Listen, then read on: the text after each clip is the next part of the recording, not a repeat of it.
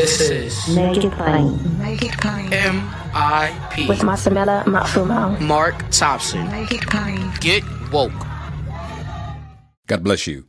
Had an opportunity to attend the March for Our Lives demonstration on the National Mall, the Washington Monument grounds, Saturday, and was able to talk to a few folk who have been involved in this struggle for quite some time as we continue to be besieged by gun violence.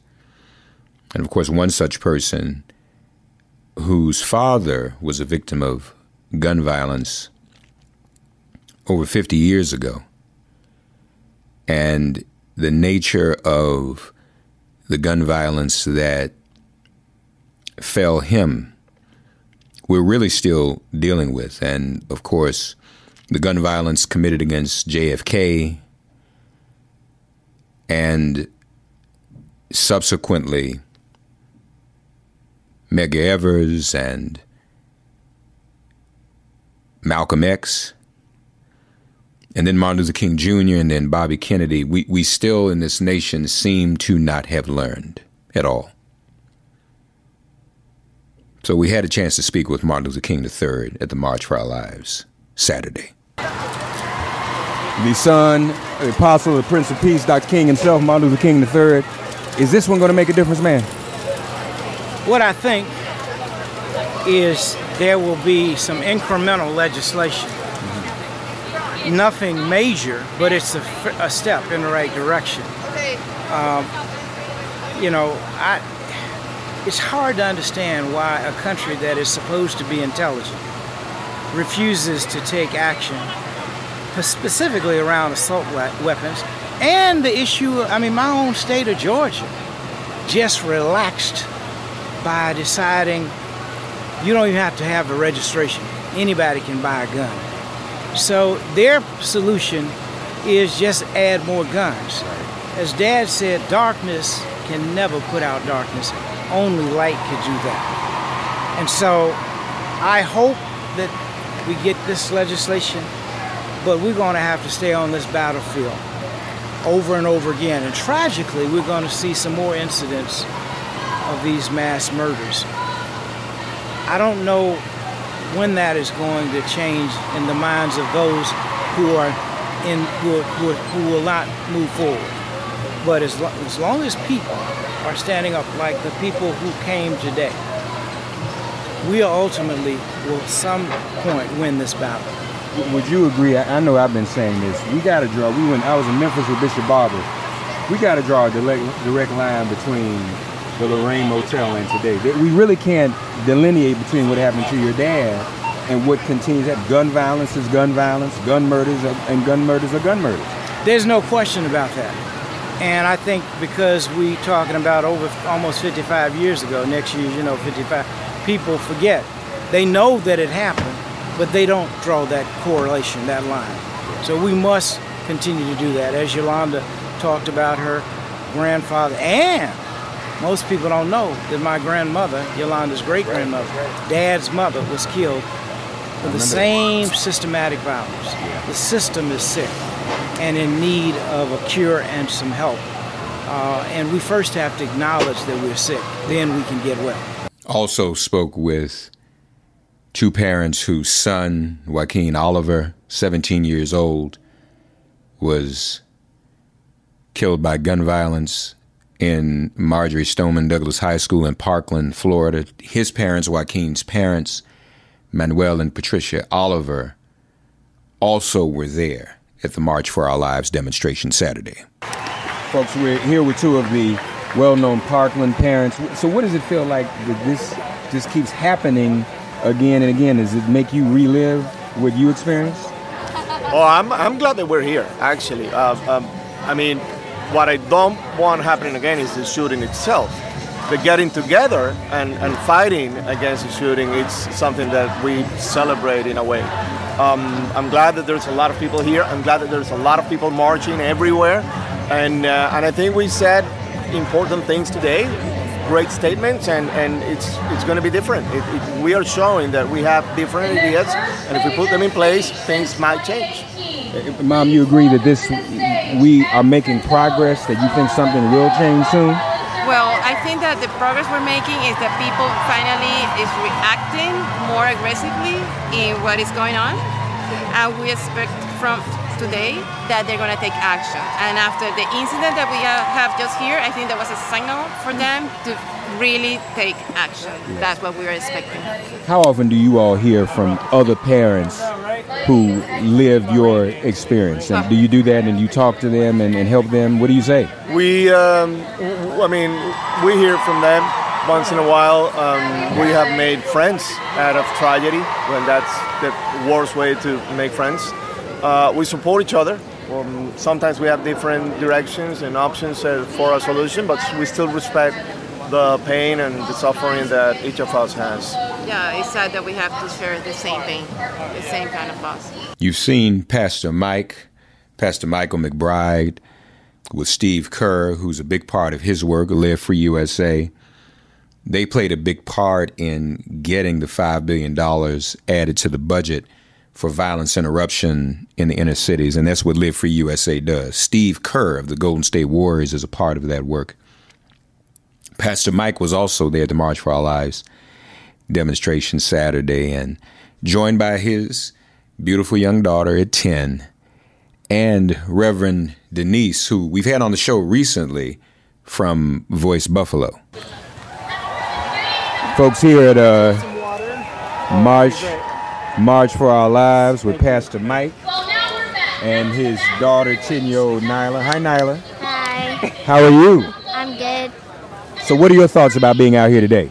I'm happy to be here and support all of the people who have lost people from the shootings that have been happening. What do you think about the shootings and when you go to school? Do you ever get worried or scared? No, because I know that my dad is protecting me and that he's taking care of me. And we know who your dad's boss is, so we know who answers to him. He's got a direct line on the main line. What's up, brother? What's up, man? Good to see everybody.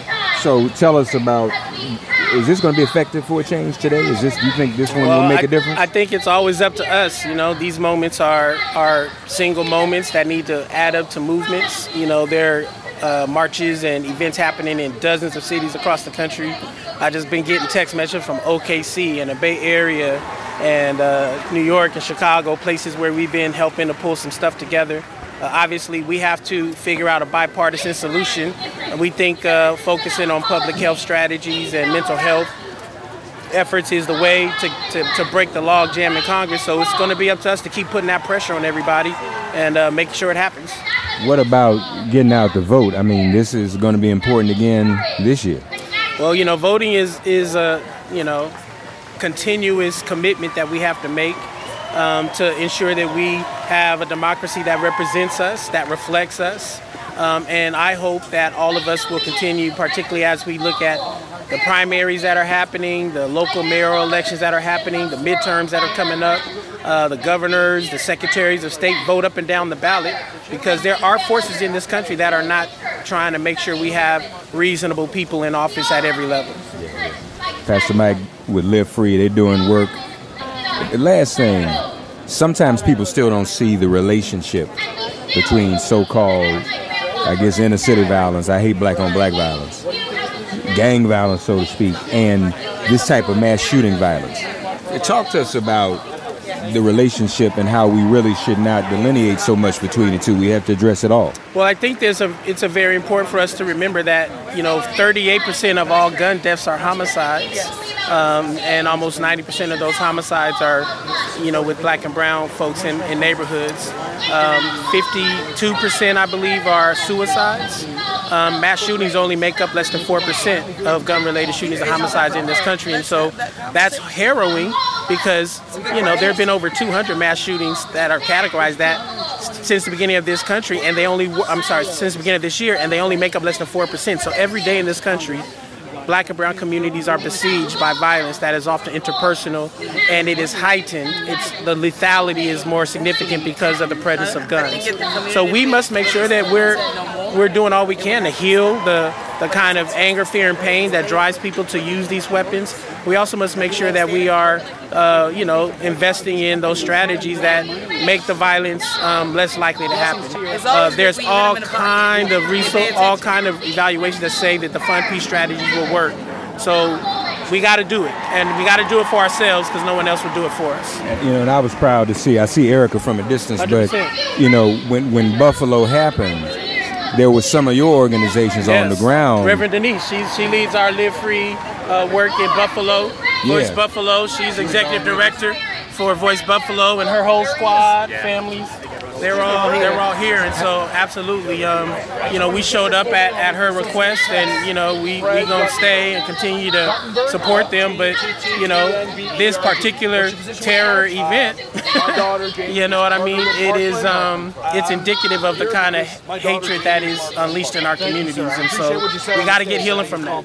How things going in Buffalo? Good to see you again, Reverend Denise. How things going in Buffalo? We're still hurting. We're still grieving. But we're also powerful. We know what it's going to take to heal our communities, and we're willing to do the work to make sure that happens. But that means then that we have to be invested in a real way and not just extracted from. And we need the resources so that our community can thrive and have their needs met. Is there anything people watching you would have them do? Any way people can help now, Voice Buffalo? I think that there are a few ways that people can help. One, if you have resources, send resources. Our community needs them. You can do that either through Voice Buffalo or directly for the families and the survivors through the Compassion Fund, right? But we also are calling for an anti-white supremacy hate crime bill. We believe that when these types of things happen, they need to be holistically addressed the same way communities need holistic resources, right? We need to, again, talk about the folks who have indoctrinated them, talk about the folks who have harbored them, right? And all those people need to be accountable. And we need to write policy and legislation that will deal with the manufacturing and distribution of these types of weapons and why they're so easily accessible to people. When I was there a few weeks ago, the grocery store was still closed. Is that still the case? The grocery store is still closed, and I think that there needs to be a community conversation about what that looks like and what we would like to see. But I also say that it was catastrophic that our community only had one grocery store to begin with, and it made us an easy target. And so how do we create options in the east side of Buffalo for the residents of the east side of Buffalo to get healthy and nutritious food, and not from a grocery store that historically has abused us by hiking their prices, only allowing one entrance and one exit, and selling some of the worst produce in the entire city. Had an opportunity, too, to talk with Erica Ford of Life Camp, Pieces of Lifestyle.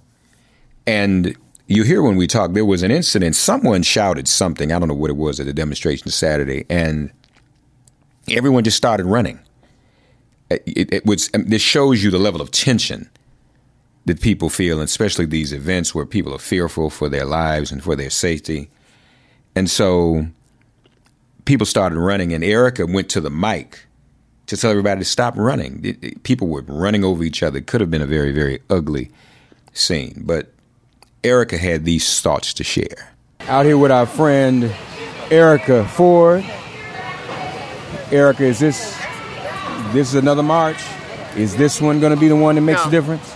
No, it won't be the one. It might make a difference in some people's lives, but the whole question of us making real change is going to take individual changing where they are, right? And then when we change where we are and how we show up in the world, right? Because some people's own families foster racism on local levels, right? Their companies, their businesses, how they treat people, right? How they employ people. Is it equity or is it patronism, right? Come on, right? Man. Is it equity or is it patronism? We need equity in this world.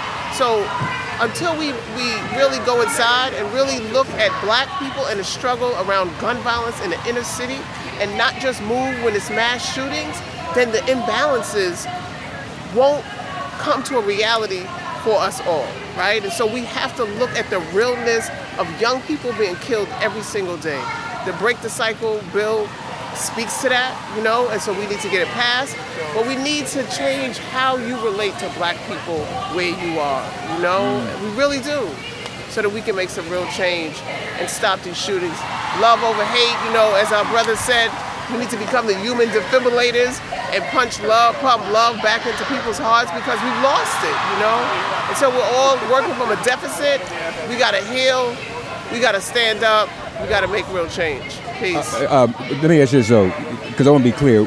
People should react the same way to violence in our community as they do to other communities and mass shootings. There should not be a delineation, right? There should not be any delineation, right? And so you see masses of people come out.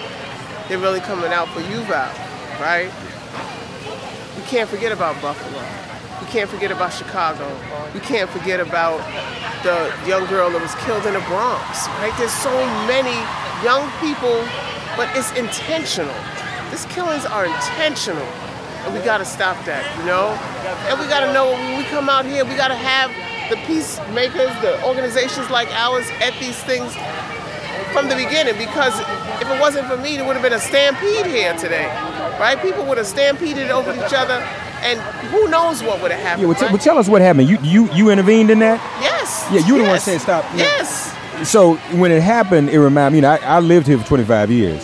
And when they used to have the big go-go concerts in Anacostia Park, as you know, somebody would, it was like a prank. Yes. And everybody, so I was like, wait a minute, is this what this is? But was this what that was? So it was a young man who was clearly unbalanced, right? He jumped over the fence, said, "I'm God," and then he took his speaker and he threw it into the crowd. So when he threw his speaker into the crowd, between him yelling and his speaker flying, I don't know what people thought, but they just started automatically running. And where are you running to besides over people, right? And so I went to the mic and I was like, stop. There's nothing, stop. You know, and they stopped and they went, you know, came back. But, you know, you got to be able, that's because we do this like, I've been in 20 mass shootings before there was known there was a mass shooting, right? You know, and so we got to know what we're doing, and we got to work with those who are closest to the problem to resolve the problem. And you're doing it. Equity. Lastly, also had an opportunity to talk with two families about their experiences and how they are feeling.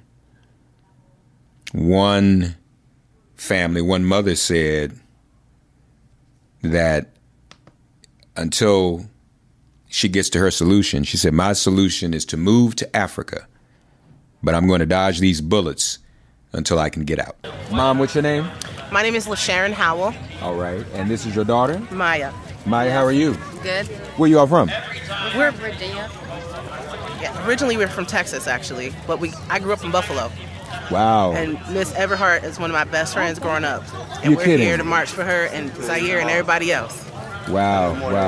Thank you. So that answers my question as to why you're here. We were here at the first one, and we'll continue to come until these things change, because this should not be our history anymore. Yeah.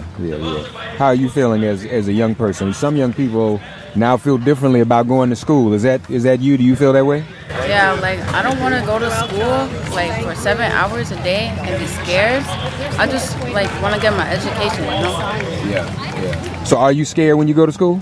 Sometimes. Yeah. Are you scared when you send her to school? Every day. But I'm scared like that anyway. Since my son is a black man in this world, I'm scared every time he leaves the house. I'm scared for her too. I'm scared to be out here. Yeah. So what do you think they'll ever find a solution to this? What do you think can be done? I don't know. I mean, personally, my solution is to move to Africa, but I'm gonna dodge these bullets until I can get out. That's what you're gonna do. You're gonna move to Africa? Yeah, I'm going to Ghana this summer for my job. Good. Have you been there before? Nope. It's beautiful. Can't wait. Well, God bless you. But what grade are you in? 8th. 8th grade. Okay, so you're getting ready for high school. Yep. Mm-hmm. Okay, what do you want to be? I don't know. Besides, alive. like your mom. I know, right? Right, alive. That's Amen. what she wanted to be. Amen. What do you think about the Democrats? They doing enough? Do they frustrate you in terms of what they? I mean, I know there's not much they can do, but do you kind of wish they would do more, or what do you think? I mean, honestly, I don't really know why it's just left up to. I mean, laws are involved, but I don't know why it's just left up to a certain party to do this thing. This is all about people. Those kids in Uvalde weren't voting people. They didn't have Democrat or Republican alliances. They were just kids. And I think that we need to come together as a country and figure out what's really going down. Like, is it worth the profit of bullets for all this blood that's been shed? Are we just going to keep going on and on doing these marches for no reason? I want to keep doing it, but I really don't see an outcome. Yeah. like the colors too. Thank you. I We're like going to the the whole- Pride Parade after this. Oh, you're going to? All right. Yeah. What's up? Bless y'all. Tell everybody your name and where you're from. I'm Bobby Newton. This is my family. We're from Ellicott City, Maryland. Okay. This is my daughter Cece, my wife Marlo, Hi. my son Cole. Nice to meet you all. So, I mean, we all know why we're here today, but in you all's own words, is there anything that specifically motivated you? Have you all had anybody close to you, any loved ones be victims of gun violence? Yes, actually. Yeah. Really? Yeah. Yeah. Situations similar as the recent ones we've seen? Or? No, it was a home invasion. Okay. Yeah. Okay. But yeah, I mean we just want people to vote. Yeah. Right. Does that make the difference? Yeah. Yeah. In every election. Yeah. You young people, you all still in school, obviously. I was talking to some other young people who are nervous about school. How do you all feel about going to school every day now? Are you affected by all of this? Yeah, like in one of the schools that is close to my school, there was a threat of a gun violence. It ended up not being true, but a lot of kids didn't go to school and they were really afraid. So it definitely affects all of the kids in my neighborhood. What about you, sir? How do you feel about school? Every day I'm kind of afraid to come to school because I'm worried that another shooting could happen in my community. Sir, obviously as men, we always have to prepare our children, particularly our young black men, when he starts driving, what to do. Now we got to add school to the list. Yeah. So what do we do? It's vote. Just like my wife said, that's the key. I mean, we can march, we can apply pressure, but at the end of the day, without the votes to make change, nothing's really going to happen. So, and it's every election. It's your state, local elections. That's really the key. So, if you want to make change, you have to get out there and take your anger and your frustration and apply it to the ballot box. And that's really what's going to end up making a effective change that goes beyond just us shedding our blood, shedding our tears, and staying frustrated, because we do have the power if we actually take it up and use that mantle. Don't move, vote. That's right. Thanks for getting woke and listening to Make It Plain. As always, perform an act of kindness on behalf of an elder or young person. Write a letter to a sister or brother who just so happens to find her or himself incarcerated. Offer libations to the ancestors upon whose sturdy shoulders we all now stand. And above all, give thanks to the God of your understanding by whatever name you call her and him. All God asks of us is that we give each other love. Thanks for giving MIP love. And please remember to subscribe and give us a 5-star rating. If all hearts and minds are clear, it has been made plain.